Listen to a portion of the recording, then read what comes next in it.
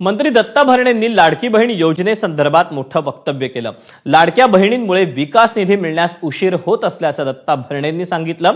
यापूर्वीही त्यांनी लाडकी बहीण योजनेमुळे निधी उशिराने मिळत असल्याची खंत बोलून दाखवली होती।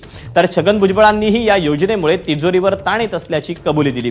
आता सरकारमधीलच मंत्री अशा प्रकारे वक्तव्य करत असतील तर ही योजना मंत्र्यांनाच नकोशी झालीये का असा सवाल उपस्थित होतोय।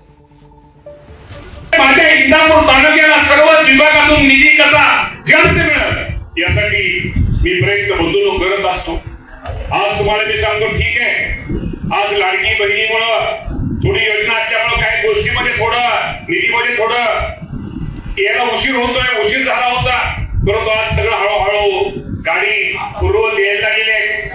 नाही, याच्यामध्ये काही लपवण्यासारखं काय आहे? एक स्वाभाविक आहे ना, अचानक आपल्याला मिळणाऱ्या तुमच्याही सुद्धा घरामध्ये जे काही इन्कम येत असेल आणि अचानक एक मोठा खर्च निघाला तर इतर खर्चांवर मग थोडासा ताण येतो। तसं राज्याचं सुद्धा तिजोरीचं असंच आहे। 45,000 कोटी रुपये जर वर्षातून काढायचे आहेत बाजूला, तर मग इतर या काही गोष्टींना ताण सहन करावाच लागणार आहे।